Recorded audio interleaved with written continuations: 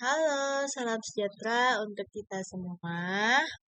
Baik, perkenalkan saya Simprosa Rizky Prananda, NIM 420046. Nah, di sini saya akan menjelaskan apa sih ISK. Nah, ISK itu adalah kondisi ketika organ yang termasuk ke dalam sistem kemih mengalami infeksi.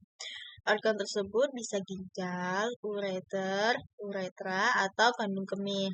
Tetapi infeksi saluran kemih umumnya terjadi di uretra dan kandung kemih. Berawal dari ginjal, zat sisa di dalam darah disaring dan dikeluarkan dalam bentuk urin. Kemudian urin dialirkan dari ginjal melalui ureter menuju kandung kemih. Nah, setelah ditampung kandung kemih, urin akan dibuang keluar tubuh melalui saluran yang disebut uretra. Nah, infeksi saluran kemih terjadi saat bakteri masuk ke dalam saluran kemih melalui uretra. Setelah itu, bakteri berkembang biak di dalam kandung kemih. Bila tidak ditangani, bakteri dapat menyebabkan infeksi sampai ke ginjal. Nah, kemudian untuk gejalanya biasanya itu gigil, demam, nyeri pinggang, mual dan muntah, terus disuria atau buru-buru buang air kecil atau sering buang air kecil.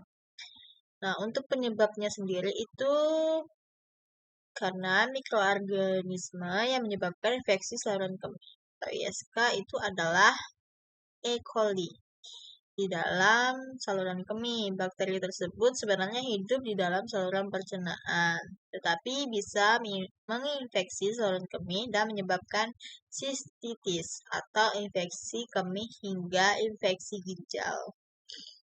Untuk faktor risikonya sendiri, yang pertama itu sering terjadi pada anak perempuan dan wanita, karena uretra wanita lebih pendek, sehingga bakteri kontaminan lebih mudah memperoleh akses kandung kemih.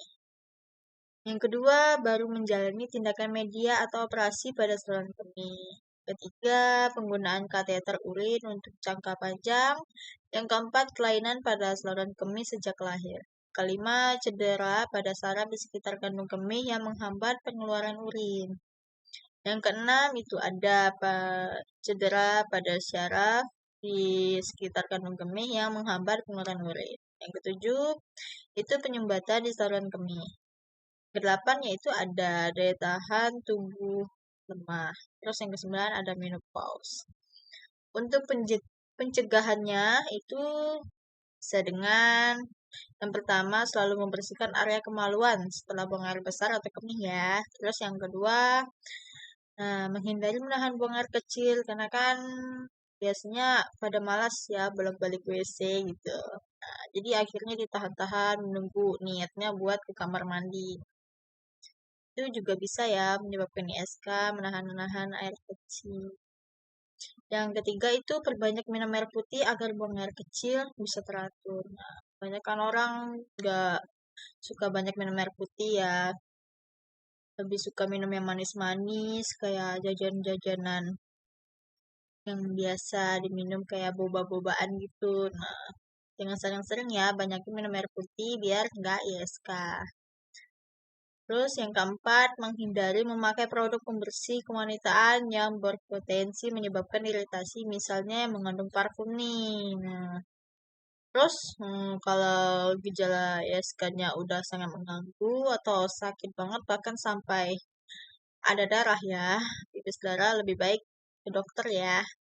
Jangan ditahan lama-lama biar dikasih obat atau penanganan yang baik sama dokter dan pengobatannya tepat juga. Nah, sekian jelasan dari saya tentang penyakit ISK. Semoga bermanfaat. Sekian dan terima kasih.